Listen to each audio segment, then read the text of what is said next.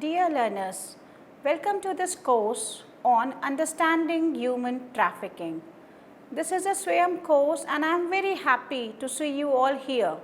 On the first video on this understanding human trafficking, we have to first define human trafficking. So in this video, I will help you all to define human trafficking so that you understand what is human trafficking. Then only you will be able to create awareness about human trafficking, prevent yourself from being trafficked, and will help the other people in prevention, rehabilitation and reintegration of the trafficked victims in the society.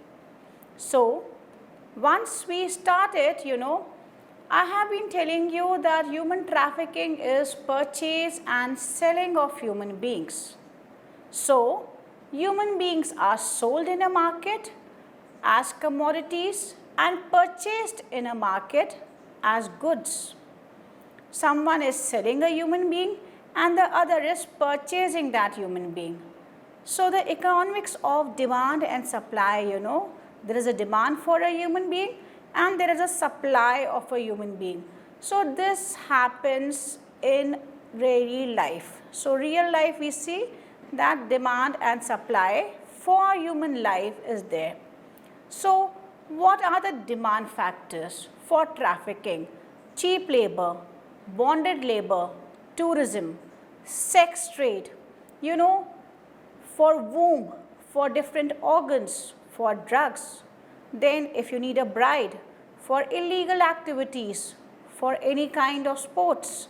Then for pornographic websites, for house help or domestic workers, for agriculture laborers, workforce for hazardous employments, as child soldiers, as beggars, etc. So now we see that there is demand for all these things. Where will we get the supply?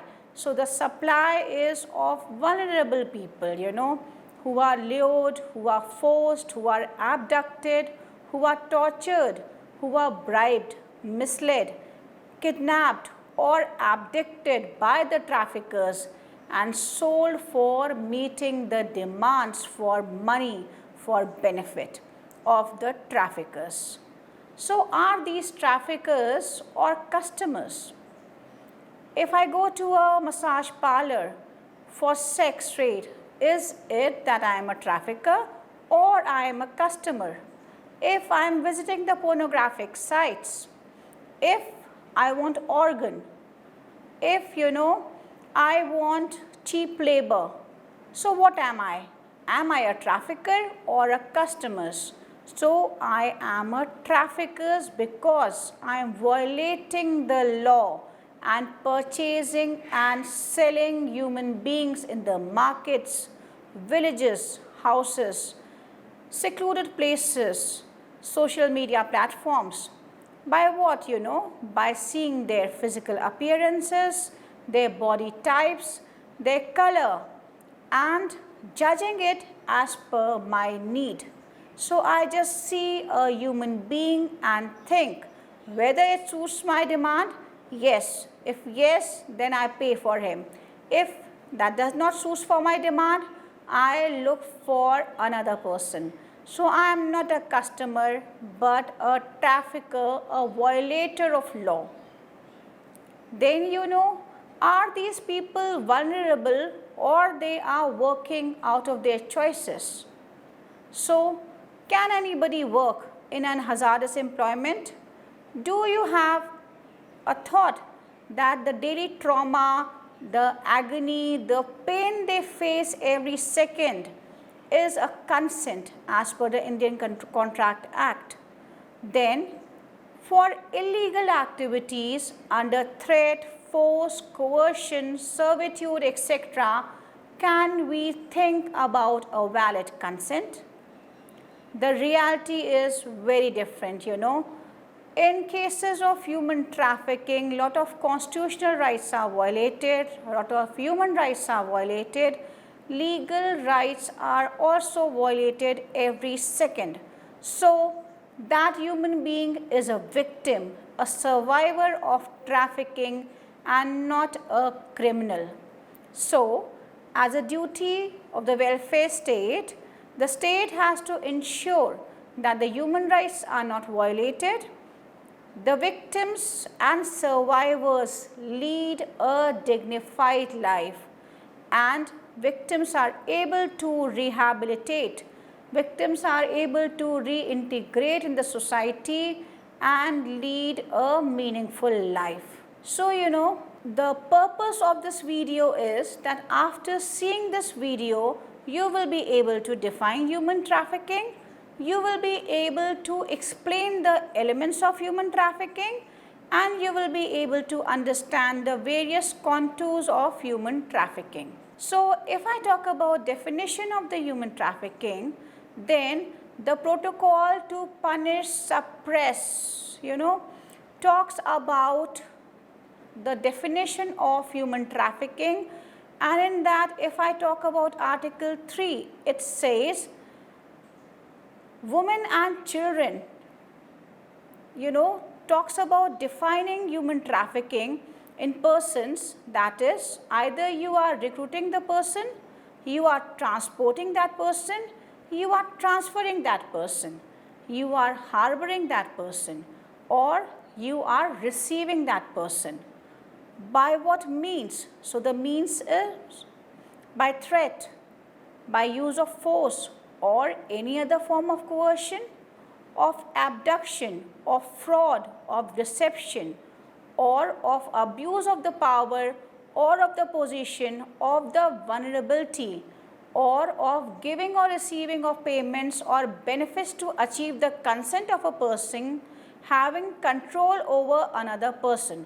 So you have a control of that person and then you give consent for the purpose of exploitation, and exploitation shall include the prostitution or other forms of sexual exploitation, forced labor, of service, slavery, or practices similar to slavery, servitude, or removal of organ.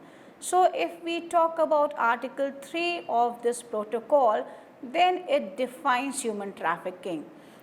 This is the best definition, internationally accepted definition of human trafficking. So now we will discuss the elements of human trafficking as per the UNODC. So what acts constitute human trafficking? So either you are recruiting a person, you are transporting a person, you are transferring a person, you are harboring a person, or you are receiving that person. And what are the means of trafficking? Threat, force, coercion, fraud, abduction, abuse of power, abuse of vulnerability of that person, and lurement. And what can be the purpose of trafficking? Exploitation, torture, violation of human rights, prostitution and other sexual exploitations, forced and hazardous labor, slavery, illegal activity and employment, begar, organ trade, and beggary. So these are the purposes for which you traffic the person. Then how do you say that we can criminalize the human trafficking? So Article 3 talks about what is human trafficking, and Article 5 talks about that the conduct set out in Article 3 be criminalized in domestic legislation. So domestic legislation, all the state parties have to make human trafficking an offense by passing a legislation, by implementing that act in the state. And it does not mean that the definition of trafficking will be same as per the protocol, but the definition has to be in consonance with the definition of trafficking in persons as mentioned in the protocol. So definition is there, you have to have a law on human trafficking, and then the domestic legal system should give effect to the concepts contained in the protocol. So all the state parties adhere to the protocol. They have to have a national legislation on human trafficking, and exact language is not needed to be produced, but the content, the intention of the protocol needs to be reflected in the local legislation. So this is very important, when you have become a party to the protocol, then you have to have a national legislation also in your country on human trafficking. Then if anybody tries to commit trafficking offences, that should be penalized. Accomplice should also be penalized, and organizing or detecting others to commit trafficking, that should also be penalized. So the national legislation should adopt the broad definition of trafficking prescribed in the protocol. The legislative definition should be dynamic and flexible so as to empower the legislative framework to respond effectively to trafficking, which occurs both across borders and within a country, is for a range of exploitative purposes and not just sexual exploitation. It victimizes children, women and men, and not only women or adults, but also men and children. Takes place with or without the involvement of organized crime groups. Then when I talk about defining human trafficking, then in Indian context, if I talk about a definition on human trafficking, then we do not find any law which defines human trafficking as on date, but we have a bill in the parliament yet to become an act which defines human trafficking. So the current legislation which we have in India is section 2Z of the Goa Children's Act, and the Goa Children's Act 2003 defines child trafficking. So what is child trafficking as per the Goa Children's Act 2003? Child trafficking means the procurement, transportation, transfer, harboring or receipt of children. So we have already seen the protocol definition, article 3. So same in the Goa Children Act, we say procurement has to be there, transportation has to be there, transfer can be there, harboring or receipt of children legally or illegally within or across borders by means of threat, use of force or other forms of coercion, of abduction, of fraud, of deception, of the abuse of power or of a position of vulnerability, or of giving or receiving payments or benefits to achieve the consent of a person having control over another person for monetary gain or otherwise.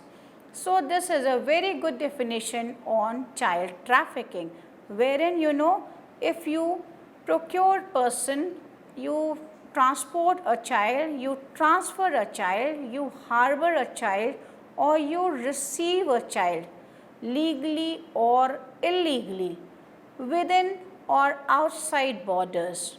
But the means should be threat, use of force, any other form of coercion, abduction, fraud, kidnapping, deception.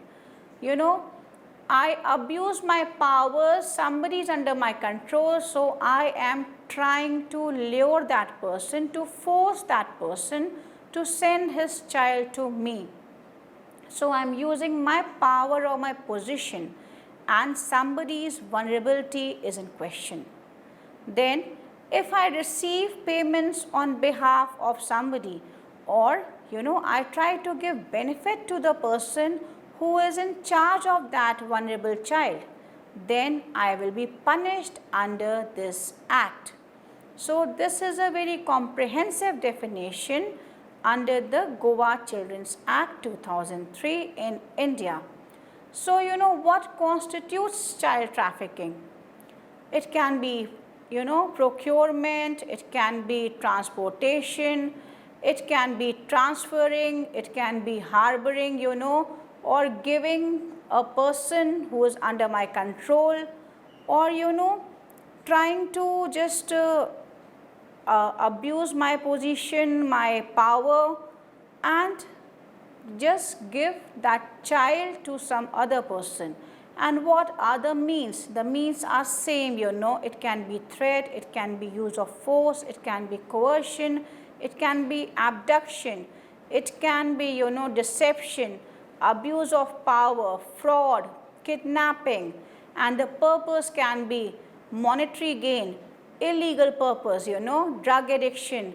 I am trying to use the vulnerability of that person for sale, for bonded labor. So, the purpose can be for pornography, for child labor, for, working as beggars on the street. So, somehow I am going to earn profit. I am going to earn in terms of monetary benefit. Then we have another legislation which is very relevant in the context of, human trafficking laws in India. The Immoral Traffic Prevention Act 1956. This is to be also amended, and very soon, we are just hoping that this act is also amended with, proper consideration of the vulnerability factor and proper involvement of the stakeholders and the victims while amending this legislation. So, under this act, human trafficking is not defined, but prostitution, protective homes, shelter, corrective institutions, trafficking police officer has been defined along with the provisions related to punishment for keeping a brothel home. Then we have Indian Penal Code 1860. This was amended by the Criminal Law Amendment Act 2013, and in 2013 section 370 of the Indian Penal Code, which deals with trafficking of persons, and section 370A, which deals with exploitation of trafficked persons, was there. Then section 371 deals with habitual dealing in slaves, and section 372 deals with selling minors for the purpose of prostitution, etc. Section 373 of the Indian Penal Code deals with buying minors for the purpose of prostitution, etc. So, Indian Penal Code was amended by the Amendment Act 2013, and now we find human trafficking reflected. Similarly, under the Crime Records Bureau, we have National Crime Records Bureau, which talks about the offences. So, how many offences are there in India? Data for that is there under the Crime Records Bureau. In that, we have a reflection of human trafficking cases also. Then we talk about the Protection of Children from Sexual Offences Act 2012. This is a special legislation to protect children from sexual abuse and exploitation. It provides precise definition for different forms of sexual abuse, includes, penetrative and non-penetrative sexual assaults and sexual harassment. So, we have these legislations in India, for human trafficking. We have a protocol which defines human trafficking. We have Constitution of India, which talks about dignity and worth of a human being, which talks about fundamental rights, fundamental duties. So, we have lot of legislations. Then we have human rights documents. So, entire human rights documents are there, the state commissions, national human rights commissions are there, but we are not aware what is human trafficking, and sometimes the victims and survivors of human trafficking do not themselves know that they are not criminals, but they are people, who are vulnerable and they have been trafficked. So, we have to talk about in terms of vulnerability, we have to talk about in terms of defining human trafficking in India. So, we should have a comprehensive law, and I hope that very soon we will have a comprehensive law on human trafficking, as the bill is still pending on trafficking. So, as soon as we have a law, we will be able to address the issues of human trafficking much more strictly. Till then, we have Constitution of India, which talks about fundamental rights and directive principles along with fundamental duties.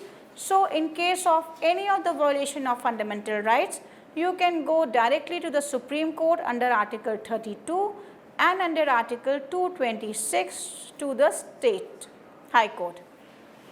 So, for now, now we have just understood the definition of human trafficking, the elements of human trafficking, and very soon, I will be sending you some activities related to human trafficking. Thank you for this session.